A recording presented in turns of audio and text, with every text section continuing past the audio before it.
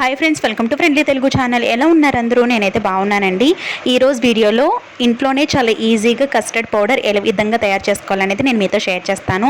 చాలా ఈజీగా తయారు చేసుకోవచ్చండి. ఈ కస్టర్డ్ పౌడర్ ఉపయోగించి మనం చాలా రెసిపీస్ అనేవి చేసుకోవచ్చు అనమాట. దీనికోసం ఒక మిక్సీ జార్ని తీసుకోవాలి. ఈ మిక్సీ జార్లో తడి లాంటిది ఏమీ ఉండకుండా పొడిగా ఉండేటట్టు చూసుకోవాలన్నమాట. తర్వాత 1 కప్ షుగర్ని యాడ్ చేసుకోవాలి. ఇలా యాడ్ చేసుకున్న తర్వాత ఈ షుగర్ని మెత్తగా పౌడర్లా చేసుకోవాలండి. చాలా ఈజీ ప్రాసెస్ అనమాట కస్టర్డ్ పౌడర్ ఇంట్లోనే తయారు చేసుకోవడం అనేది. చూస్తున్నారు కదా ఫ్రెండ్స్, ఈ విధంగా మెత్తగా పౌడర్లా చేసుకోవాలన్నమాట షుగర్ని.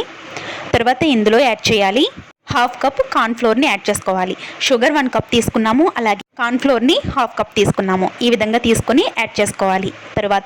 తర్వాత దీనిలో సాల్ట్ని యాడ్ చేసుకోవాలి. చిటికెడైతే సరిపోతుందండి. ఇలా యాడ్ చేసుకుని ఒకసారి బాగా మిక్స్ చేసేసుకుందాము. ఈ కస్టర్డ్ పౌడర్ని ఉపయోగించుకొని చాలా రకాలైనటువంటి రెసిపీస్ అనేవి చేసుకోవచ్చు అనమాట.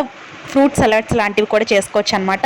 పిల్లలు చాలా ఇష్టంగా తింటారండి. ఈ సమ్మర్లో చాలా బాగా ఉపయోగపడుతుంది కస్టర్డ్ పౌడర్ అనేది. తర్వాత ఇందులో 1/2 కప్ మిల్క్ పౌడర్ని యాడ్ చేసుకోవాలి. ఇలా యాడ్ చేసుకున్న తర్వాత ఒకసారి బాగా మిక్స్ చేసేసుకుందాము. ఫస్ట్ అయితే మనం 1 కప్పు షుగర్ పౌడర్ తీసుకున్నాము, 1/2 కప్ కార్న్ఫ్లోర్ తీసుకున్నాము, ఇంకొక 1/2 కప్పు వచ్చేసి మిల్క్ పౌడర్ తీసుకున్నాం. అందులో చిటికెడు సాల్ట్ అనేది యాడ్ చేసామన్నమాట. ఇవన్నీ కూడా ఒకసారి బాగా మిక్స్ చేసేసుకుందాము.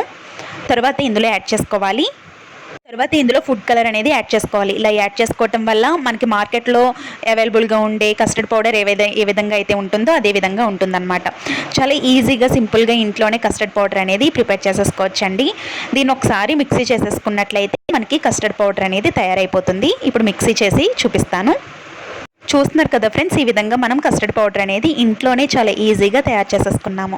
సో మార్కెట్లో ఏ విధంగా అయితే ఉంటుందో అదే విధంగా ఉంటుందండి. కానీ నేను ఇందులో వెనీలా ఎసెన్స్ అనేది యాడ్ చేయలేదండి.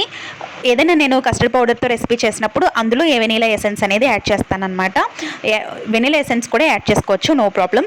సో ఈ విధంగా మనం కస్టర్డ్ పౌడర్ని చాలా సింపుల్గా ఈజీగా కస్టర్డ్ పౌడర్ అనేది తయారు చేసేసుకున్నాము. హోప్ ఈ వీడియో మీకు యూజ్ అయిందని అనుకుంటున్నాను. ఈ వీడియో నచ్చితే లైక్ చేయండి, షేర్ చేయండి, సబ్స్క్రైబ్ చేయడం మాత్రం మర్చిపోవద్దు.